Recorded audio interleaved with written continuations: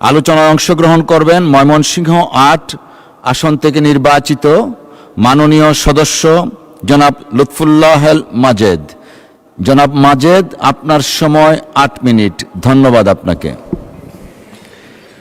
মাননীয় স্পিকার, আসসালামু আলাইকুম। আপনাকে অশেষ ধন্যবাদ এবং কৃতজ্ঞতা। আজকে এই ব্যতিক্রমী সংসদে, একটি বিপ্লবের পরে জন্ম নেওয়া সংসদে আপনি আমাকে কথা বলার সুযোগ দিয়েছেন। আজকে আসলে খুব পূর্ব প্রস্তুতি ছিল না, কিন্তু আমাদের বিরোধী দলের এনসিপির মাননীয় সংসদ সদস্যের বক্তব্য শুনে আমি আসলে আজকে বক্তব্য দিতে উৎসাহিত হয়েছি। মাননীয় স্পিকার, কেন এই ব্যতিক্রমী সংসদ বললাম? এই সংসদে মুক্তিযুদ্ধে অংশগ্রহণ করা আমাদের সম্মুখ যোদ্ধা আছে। এই সংসদে 90-এর স্বৈরাচারের বিরুদ্ধে যুদ্ধ করা আমাদের এই সংসদে আমাদের নেতৃত্ব আছে। আমাদের এই সংসদে তরুণ বিপ্লবীরা আছে, ট্রু স্টলওয়ার্ট অফ রেভলিউশন, এবং যারা খুব তরুণ ইসলামিক ধারণার সংসদ সদস্যরা আছেন। আমি তাদের উদ্দেশ্যে একটি কথা বলতে চাই।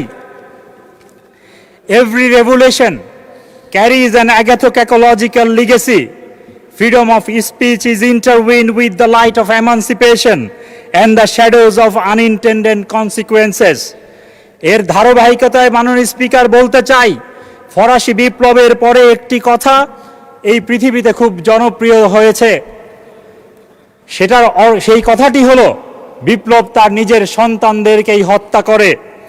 মাননীয় স্পিকার, এই সংসদে একটি মন্তব্য, একটি উদ্দেশ্য, একটি আস্থার অভাব সমগ্র বিপ্লবকে প্রশ্নের মুখে ফেলতে পারে। এইখানে আমরা যারা বিপ্লবের মাধ্যমে জন্ম নিয়েছে, এই ধরনের সংসদ সদস্য যারা এখানে নির্বাচিত হয়েছেন, তাদের যখন বক্তব্য দিবে, তারা এই বিপ্লবের চেতনাকে, বিপ্লবের ধারাবাহিকতাকে মাথায় রেখেই বক্তব্য দেওয়া উচিত। মাননীয় স্পিকার, বিরোধী দলের চিফ হুইপের একটি বক্তব্য আমি শুনেছিলাম এই সংসদে বসে। তিনি বলছিলেন, স্বাধীনতার 54 বছর পরে এই জাতি দেখতে চায় না মুক্তিযুদ্ধের সপক্ষের শক্তি, মুক্তিযুদ্ধের বিপক্ষের শক্তি। আপনাকে একটি কথা বলতে চাই, এই জাতি দেখতে চায় বলে বাংলাদেশ জাতীয়তাবাদী দল 2/3 অধিক সিট পেয়ে এই সংসদে সরকার গঠন করেছে। আপনি বলেছেন বাংলাদেশ জাতীয়তাবাদী দল জামাত ইসলামীর সাথে রাজনীতি করেছে। মাননীয় স্পিকার, আমি একটি তুলনামূলক স্ট্যাটিস্টিক্স দিতে চাই। 1942 সালে মওদুদী সাহেবের হাত ধরে জন্ম নেয় এই জামাত। 1954 সালে আসলে যুক্ত ফ্রন্টের ইলেকশনের পরে নারী নেতৃত্বের বিরুদ্ধে কথা বলা এই জামাত প্রথম ফাতেমা জিন্নাকে সাপোর্ট করে তার স্ববিরোধী রাজনীতি শুরু করেছিল এই পূর্ববঙ্গে। মাননীয় স্পিকার, একটি কথা বলতে চাই, 1970 সালে এই জামাত ছিল ইনসিগনিফিকেন্ট। 1971 সালের 22 নভেম্বর প্রথম এই বাংলাদেশ থেকে তারা পালিয়ে গিয়েছিল। 1978 সালে ফেরত এসে 1979 সালে যখন নির্বাচনে অংশগ্রহণ করে, তারা ইসলামিক ডেমোক্রেটিক লীগ নামে এই বাংলাদেশে রাজনীতিতে অংশগ্রহণ করেছিল।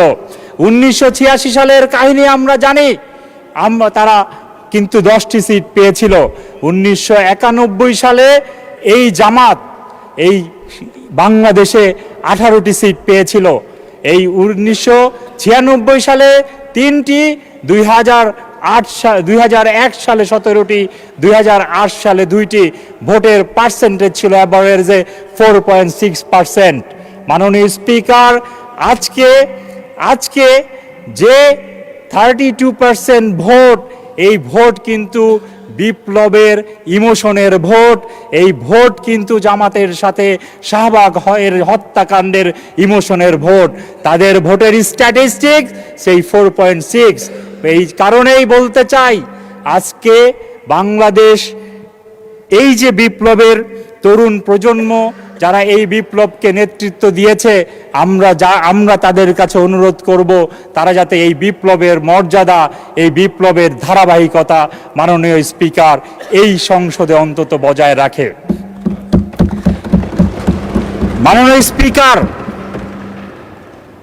স্পিকার, আজকে আমরা এই বিপ্লবের পরে এই বাজেট, এটা আমাদের জন্য কোনো অর্থনৈতিক দলিল শুধু নয়, এটা আমাদের জন্য এই বিপ্লবের পরের প্রথম বাজেট, আমাদের জন্য একটি বিপ্লবের অঙ্গীকার। মাননীয় স্পিকার, এই বাজেট যখন এই সংসদে পেশ করা হয়েছে মাননীয় স্পিকার, আমরা এমন একটি পৃথিবীর সামনে দাঁড়িয়ে আছি, আমরা একটি 2100 সালের ইউটোপিয়ান ওয়ার্ল্ডের সামনে দাঁড়িয়ে আছি। যে ইউটোপিয়ান ওয়ার্ল্ডকে আমরা দেখছি, সেইখানে আমাদের যে এআই এর ট্রান্সফরমেশন আসতেছে, এই বাজেটের আমি মনে করি আমরা একটি ট্রানজিশনে দাঁড়িয়ে আছি। এই 2100 সালের পৃথিবীতে আমাদের গড় আয়ু হবে মাননীয় স্পিকার 2100 বছর। আমরা অলরেডি যে পরিমাণ আমাদের প্রত্যেকটি মানুষের আমাদের যে অ্যাসিস্ট্যান্ট হবে, আমরা 15 থেকে 20 বছরের মধ্যে এই মানব সভ্যতা একটি ভার্চুয়াল ওয়ার্ল্ডের দিকে যাবে মাননীয় স্পিকার। আমাদের আগামী 15 বছরের ভিতরেই এই বাংলাদেশে এবং এই পৃথিবীতে প্রত্যেকটি মানুষের অ্যাসিস্ট্যান্ট হবে একজন এআই অ্যাসিস্ট্যান্ট। আপনি জানেন কি না, আমরা অ্যানথ্রোপিক যেটা এখন পৃথিবীতে এসছে এআই অ্যাসিস্ট্যান্ট, ইউএসএ এই অ্যানথ্রোপিকের 2টি ভার্সনকে বন্ধ করেছে ইউএস এক্সপোর্ট কন্ট্রোল এই জুন মাসে। একটি হলো মিথোস 5 অ্যান্ড ফেবল 5, কারণ এটার ভয়াবহতা এত বেশি, এটা যদি পৃথিবীতে মানুষের কাছে অ্যাভেলেবেল হয়, এটা নিজেকে আর কোনোদিন বন্ধ করতে পারবে না। সেই যুগে এসে আমরা যে বাজেট পেয়েছি, এই বাজেটকে সিপিডি বলছে, যারা বাজেটকে সবচেয়ে বেশি ইভ্যালুয়েট করতে পারে, যে একটি সংস্কারমুখী বাজেট এবং একটি এআই কেন্দ্রিক এআই সাথে একটি এআই কেন্দ্রিক বাজেট মাননীয় স্পিকার। তাই আমরা বলছি মাননীয় স্পিকার, আমাদের এই বাজেটকে আমরা যাতে এইভাবে সমালোচনা না করি, আমাদের এই আজকের শিশুরা আগামীর বাংলাদেশকে নেতৃত্ব দিবে, তারা যেন মনে করে এমন একটি প্রজন্ম ছিল যারা আমরা আগামীর বাংলাদেশকে যারা নেতৃত্ব দিবে, তারা দলমতের বাইরে যেয়ে একটি সুন্দর বাংলাদেশ গড়ার নেতৃত্ব দিবে। এই প্রত্যাশায় আমি আমার বক্তব্য শেষ করছি।